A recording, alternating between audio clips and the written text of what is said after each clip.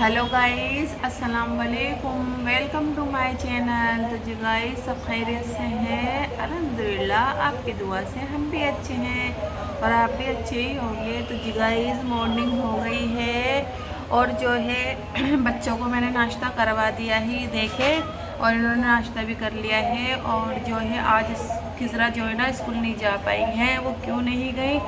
वो यूँ नहीं गई। सुबह में थोड़ा मुझे फीवर था और मुझे ठंड भी लग रही थी, तो मेरी हिम्मत नहीं हुई उठने की।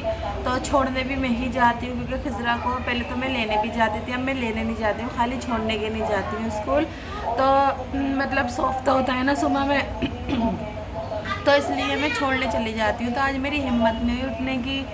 तो जब भी मेरी आंख लगी थी सुबह में ही 6 बजे, रात भर नींद नहीं आई, मतलब एकदम बेचैनी सी रही थी, तबीयत थोड़ी मतलब ऐसी थी।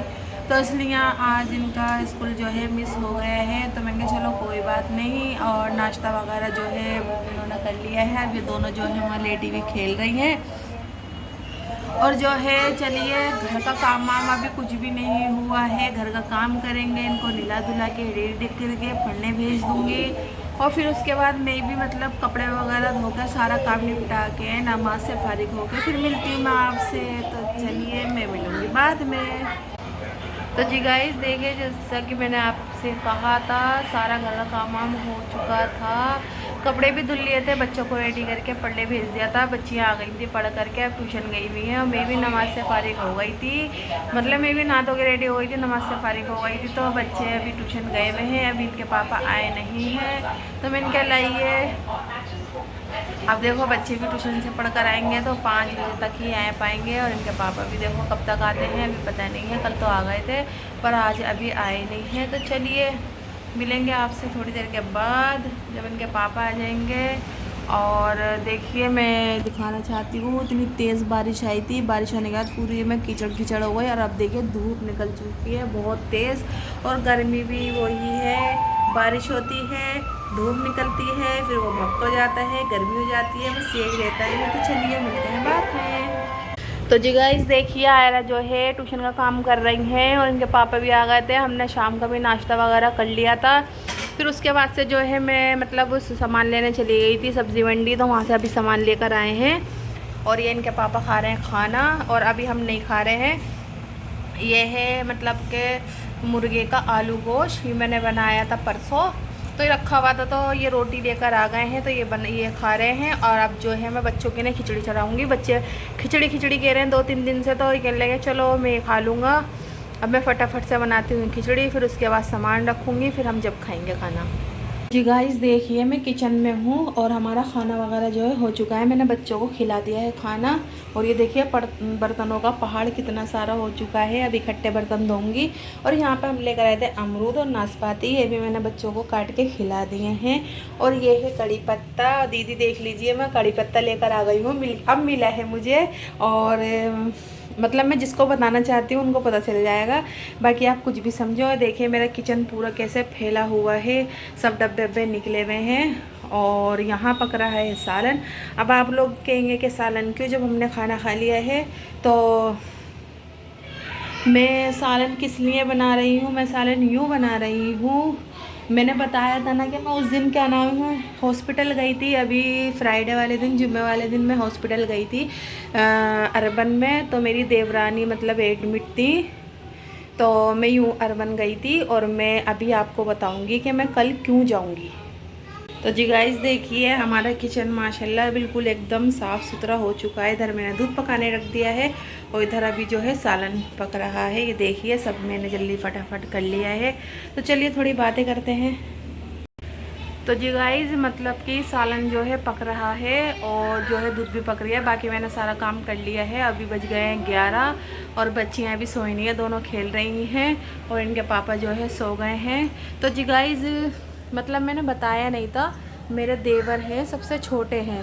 तो मतलब कि मतलब कुछ नाराज़गी चल रही थी, तो काफ़ी टाइम से बोलचाल नहीं थी, मुझसे नहीं, दोनों भाइयों भाइयों में चल रही थी। तो मैं इसलिए मतलब मैंने बताया नहीं था। तो मतलब इनके दोस्त का फ़ोन आया था अचानक से कि मतलब हमारे देवर के है ना बेटा हुआ था बड़े ऑपरेशन से, तो उसका इंतकाल हो गया था।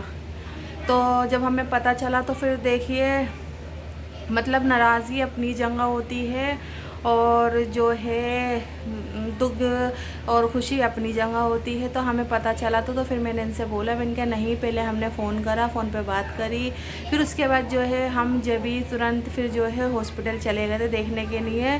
तो देवरानी का मतलब बीपी वगैरह बढ़ गया था, हमें बिल्कुल भी नहीं पता था, वो 1 महीने से एडमिट थी, किसी ने बताया नहीं था और हमें पता चला तो हम इसलिए देखने चले गए थे उनको।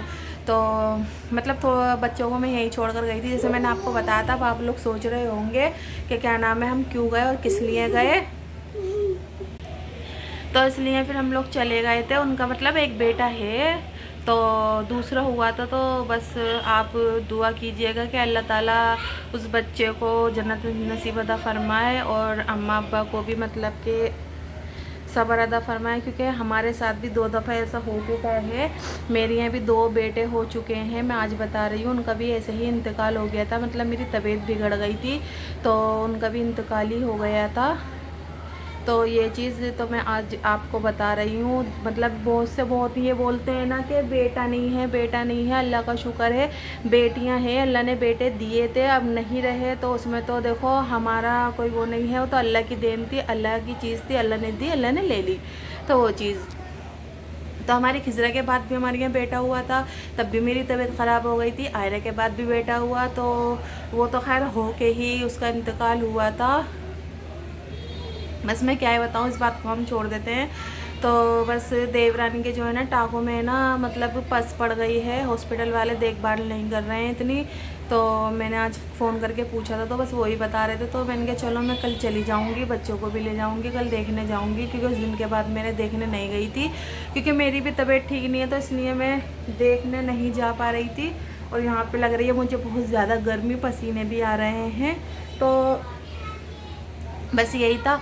तो बच्चे मतलब स्कूल से आ जाएंगे तो जब जाएंगे, अब आपको पता है अकेले, तो इसलिए मैं अकेले हाथ से, आपको तो पता ही है मैं क्या क्या करूँ, तो अकेले हाथ से नहीं हो पाता है, घर का भी होता है, बच्चों का भी देखना होता है। तो मैंने कहा चलो ऐसा है, सालन बना के ले जाऊंगी उनको, मतलब कुछ ले जाऊंगी। तो इसलिए मैं अब जो है मैंने कौरमा बनाने के लिए रख दिया है, तो मैंने क्या बना के रख दूंगी अपने फ्रिज के अंदर, जब कल जाऊंगी तो गर्म करके ले जाऊंगी। तो बस यही था, यही आपको बताना था बस। तो चलिए, जिसने भी हमारा चैनल सब्सक्राइब नहीं किया है तो प्लीज़ चैनल पे जाएं, सब्सक्राइब करें, सब्सक्राइब कर लिए करें चैनल पे, क्योंकि बहुत से लोग होते हैं हमारा व्लॉग देख लेते हैं, व्लॉग देखने के बाद चैनल सब्सक्राइब नहीं करते हैं। तो प्लीज़ मेरी उनसे भी गुजारिश है कि आप लोग सब्सक्राइब कीजिए, चैनल को लाइक दीजिए करें और कमेंट प्लीज़ देने मतलब दीजिए करें। बीच में तो कमेंट आ रहे थे, अब कमेंट मतलब आप लोग कमेंट भी नहीं कर रहे हैं। और हमारी वीडियो अच्छी लगे तो दोस्तों में, रिश्तेदारों में शेयर कीजिए, ग्रुप पे शेयर कीजिए और आप लोग दुआ कीजिए कि मेरी भी तबीयत मतलब ठीक हो जाए।